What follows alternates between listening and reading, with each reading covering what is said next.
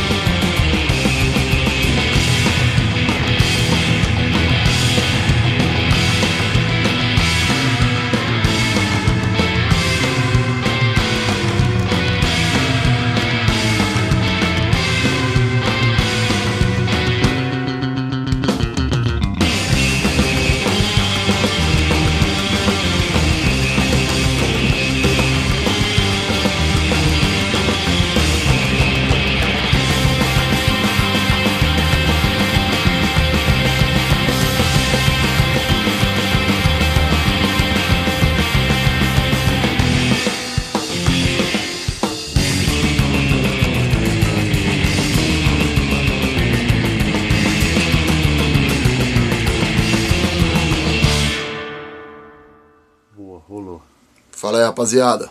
Eritumba aqui, ó, a bateria do Moletão, dando sequência à nossa história aí, contando quanto a música instrumental afeta a nossa vida, mudou a nossa vida, mexeu com a nossa história, com todo mundo que tá perto da gente, direta indiretamente, né, meu?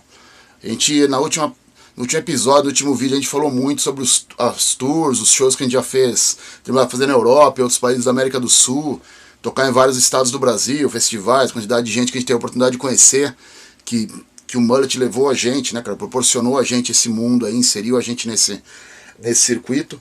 E hoje eu queria estar falando um pouco sobre os nossos discos, né, meu? A história discográfica da banda, que a gente começou em 2009, o primeiro disco, Power Surf Orchestra, que foi lançado bem no começo mesmo, onde a gente estava começando a moldar a nossa personalidade como banda. E foi bem massa, que a gente chegou num momento na cena assim que não tinha nada disso acontecendo, não tinha banda instrumental. No começo rolou até uma certa resistência, que ninguém entendia muito o que estava acontecendo, mas a gente foi inserindo e mostrando para a rapaziada que a gente estava num pega forte. A gente também não queria desistir da parada de não tocar só com banda instrumental, né? A gente queria estar num circuito normal, geral, com bandas de diferentes estilos e tal, né? Então de 2009 até 2011 a gente ficou nesse corre. Em 2011 a gente lançou o segundo disco, que foi o Dogs of the Seas, e com esse disco a gente já fez a primeira tour na Europa. A gente foi para a Europa, já fez uma turnê com o Surfing Henchman. Esse disco foi lançado aqui no Brasil, teve uma aceitação muito massa, foi bem bacana. Nesse período ainda tinha trompete na banda, era o começo da banda ainda.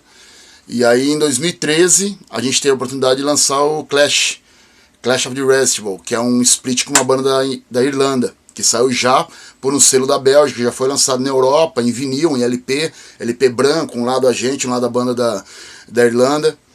Esse momento pra gente foi crucial da banda em 2013, foi quando a gente estabeleceu essa formação, esse trio que a gente tem hoje, que é comigo na batera, com o Edson na guitarra e o Neto no baixo.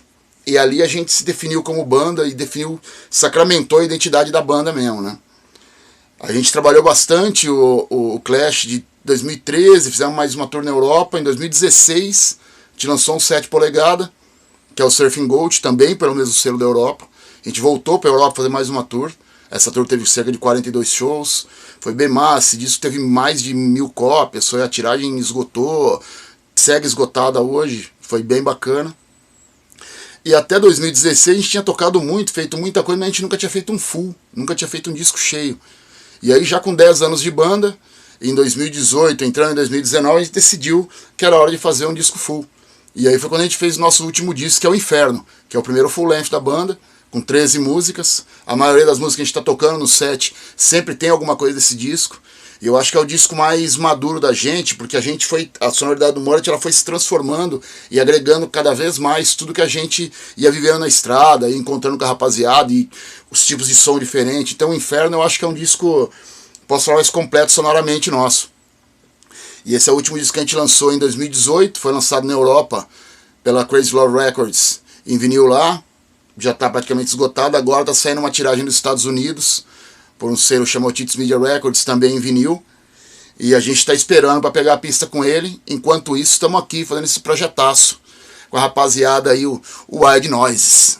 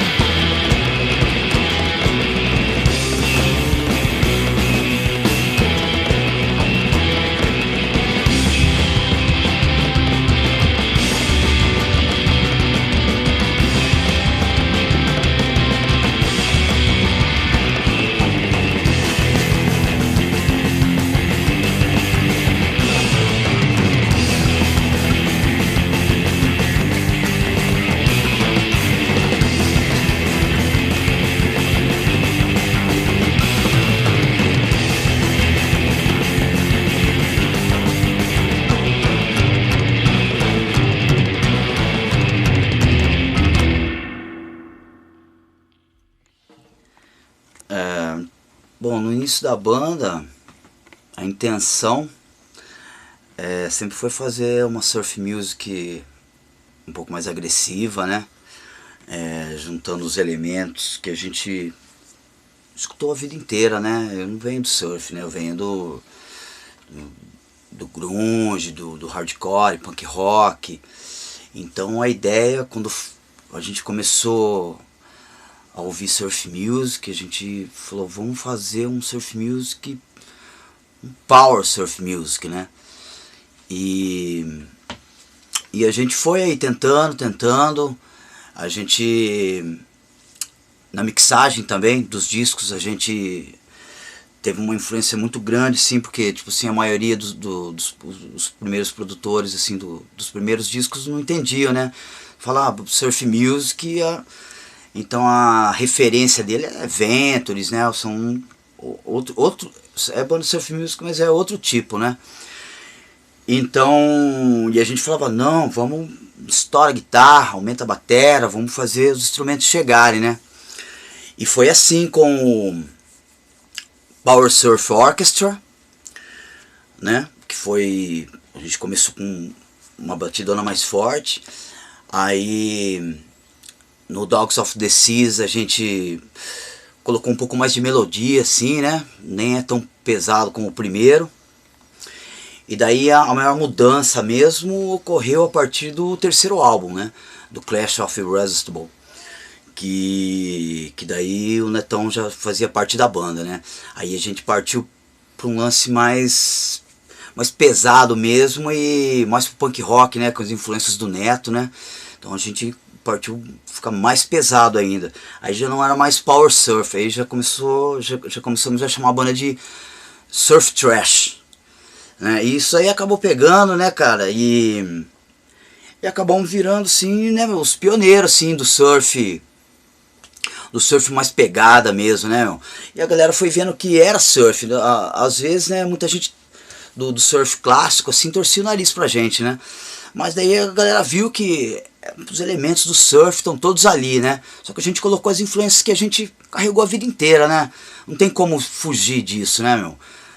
Você escolher um som e falou, vou fazer isso aqui, daí você vai copiar alguma coisa, né, se não colocar a sua própria influência, né.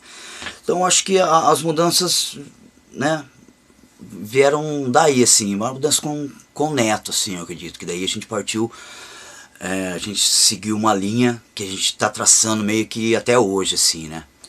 Eu acho que é por aí.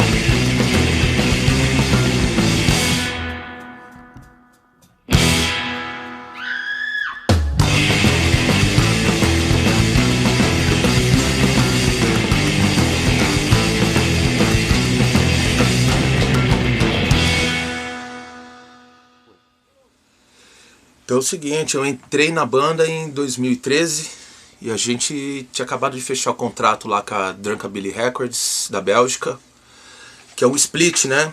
Metade o Spellbound da Irlanda e a gente do outro lado do disco, né? O Clash of the Irresistible, nome difícil de falar, né, meu? E aí a gente deu uma alterada, foi mudando um pouco a sonoridade, né? Quando eu entrei, foi logo com a saída do Molão, então a gente tinha perdido um elemento ali, né? O instrumental era muito importante, o trompete naquela época ali, no início. Então a gente fez uma transição ali. O disco é bem legal, assim. Em 2003 a gente fez bastante shows, assim. Firmamos legal o mercado da Europa, assim. E depois desse disco aí, ele tem uma sonoridade bem peculiar dele, assim. E a gente regravou o Dead Kennedys, fizemos uma versão instrumental de Holiday in Cambodia. Foi bem massa.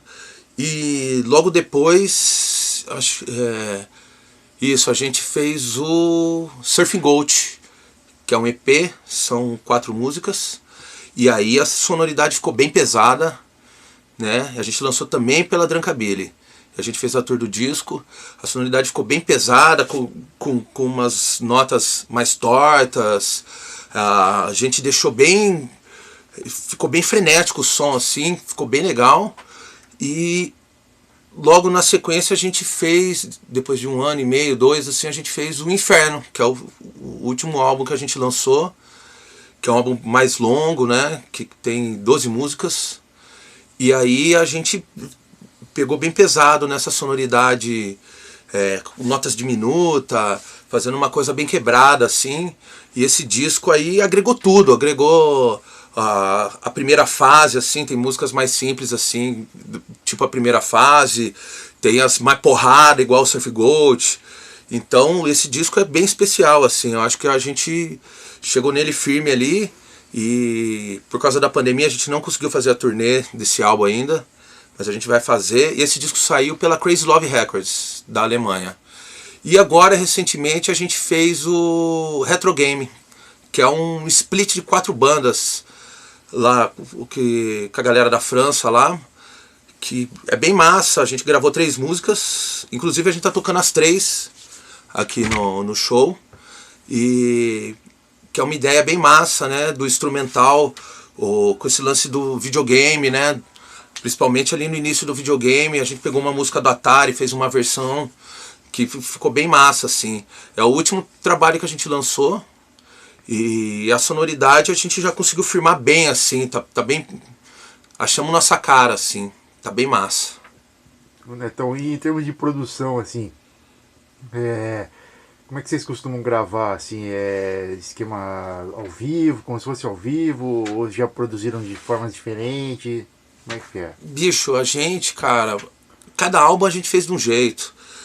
Quando eu entrei o Clash, a gente fez ele lá no Mille. Cara, quando a gente foi gravar, a gente gravou de uma maneira, separados, assim. A gente compôs e já foi tocando, né? A gente teve o prazo bem curto, né? Pra fazer o disco. Já o Surf Goat, ele tem, por incrível que pareça, ele tem, de um lado dele tem 4 músicas só. Só que assim, de um lado dele são 2 músicas gravadas em um estúdio, que foi lá no Milestone, e as 2 músicas do outro lado foram gravadas no Family Mob, que a gente recebeu ali o convite de fazer lá o Conversa Rubber Tracks. A gente gravou 2 músicas lá. A gente gravou separado também. O único álbum que a gente gravou todo mundo junto foi o Retro Game, que são as 3 músicas. A gente gravou todo mundo junto no pau ali, ficou bem pesado, assim, foi uma maneira legal de trabalhar.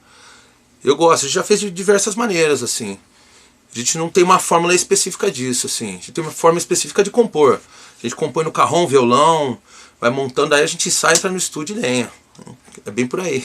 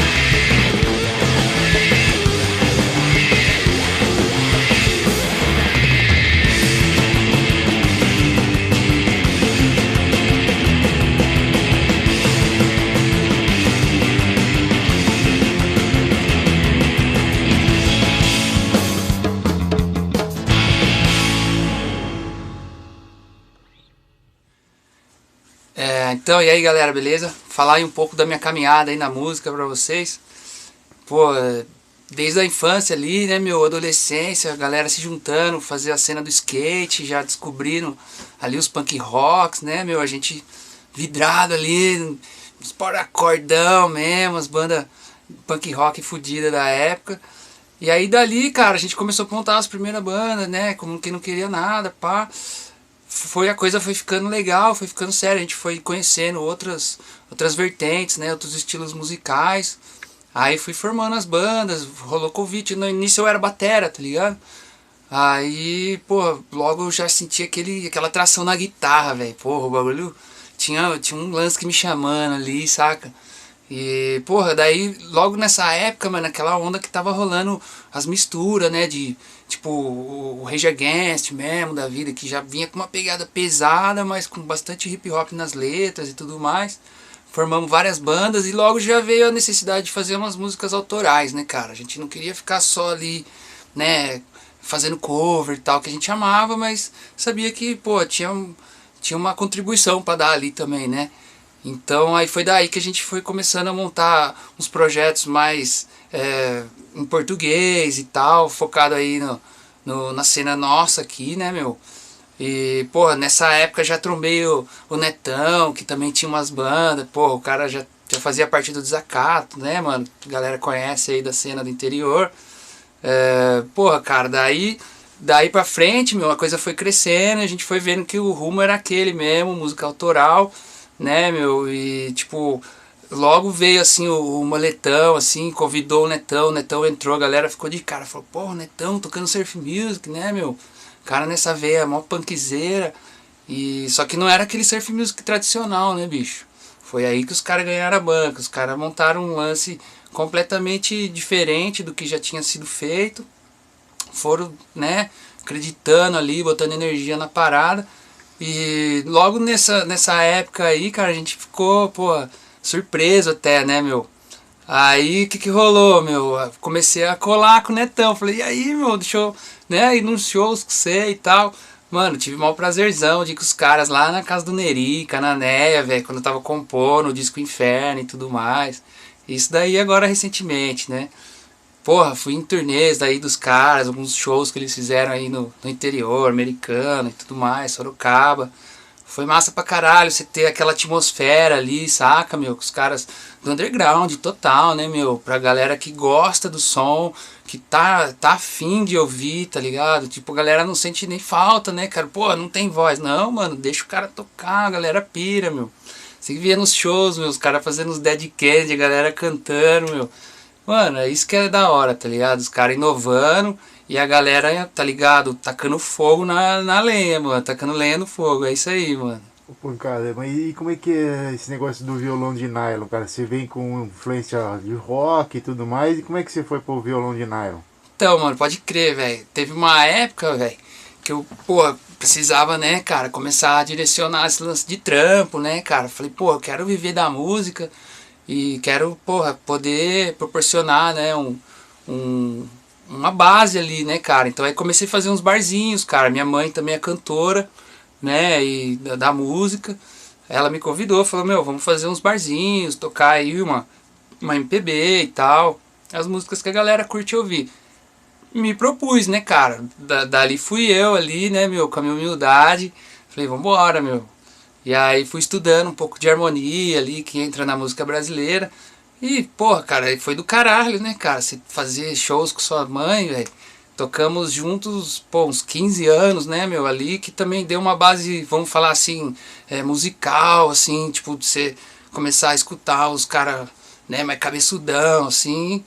E ali foi, cara, depois de um tempo eu já tava escutando umas paradas tipo James Brown, sabe, cara? A coisa foi indo pra, puta, uns caminhos muito paradoxos, sabe, mano? As coisas bem...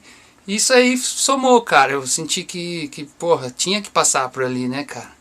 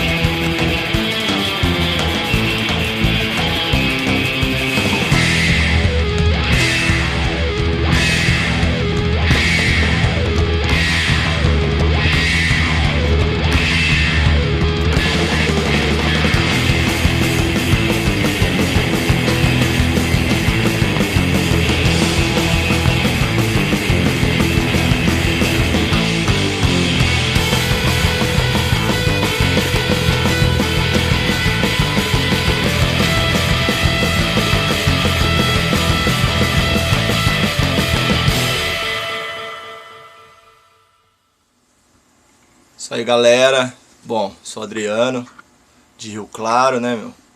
Vou falar hoje um pouco aí da nossa trajetória aí no som, né, na música.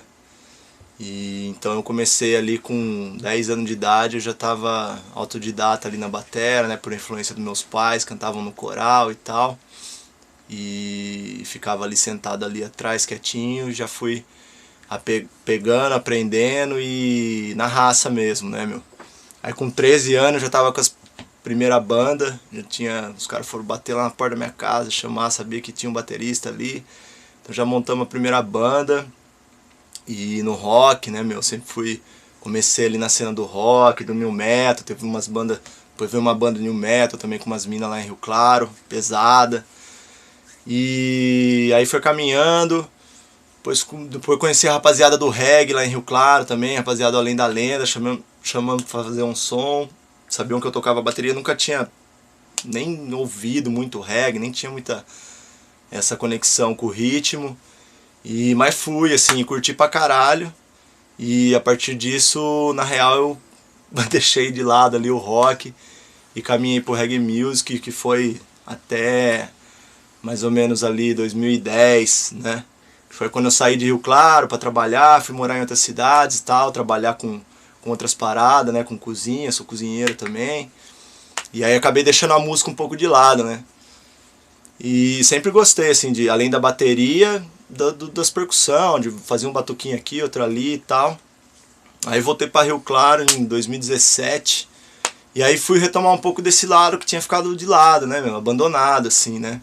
Como eu já tinha falado, já conhecia o Netão desde lá de trás, desde do rock, né, meu, da cena do hardcore lá de Rio Claro e tal.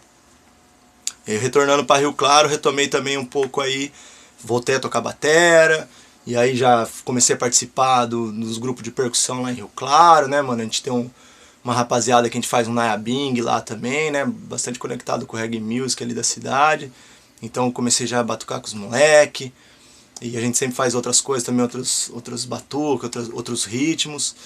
E voltei pro reggae também, tentamos retomar uns projetos antigos, uns deram certo, outros não. Nessa volta também tive um projeto com o Netão e com o Pancada, de reggae, e foi acontecendo, né? E entre projetos que deram certo e os que não deram tanto assim, hoje eu faço parte do Terapia, né, da banda Terapia. Lá eu toco percussão, acho que foi o primeiro projeto que eu encarei a percussão, né, que até foi uma exigência dos caras, os caras não queriam batera, que perguntaram se eu queria fazer uma percussão, eu fui.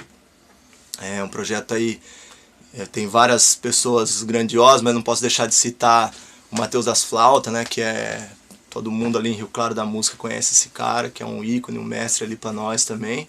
E estamos caminhando bem com o Terapia, tá massa, vamos gravar uns sons aí, tá acontecendo. E também retomei no reggae music, retomei umas parcerias com um brother meu de 1000 anos, que é o Cabeção lá em Rio Claro. E montamos o Inaire, junto com outros irmãos também, o Cheque, a Michele, o Johnny. Formamos o Inaire, já está com 2 anos aí esse projeto, também estamos avançando aos pouquinhos, estamos gravando um som aqui, outro ali. E o negócio está acontecendo, tá massa. E aí nessa retomada toda, como eu falei, o Netão fez a conexão aí. Se eu também não tivesse exercitado a percussa ali com o Terapia, talvez não tivesse fazendo a percussa aqui com os moleques, apesar de, né, ser mais da batera, assim. Mas é isso, meu, essa trajetória toda aí que acaba levando a gente, quando a gente menos espera, para os lugares muito loucos, né? E é muito louco estar aqui hoje fazendo a percussão, que sempre me levou para os ritmos mais populares, o reggae music ali, mas retomando as minhas raízes no rock também, com os caras fazendo a percussão, né, mano, que não é uma coisa comum no som dos caras ali. Então tá sendo massa pra caramba, foi massa pra caramba, espero que vocês gostem desse trabalho aí que a gente fez. E é isso, esse é um pouco de mim aí, brevemente, e tamo junto, família, da hora.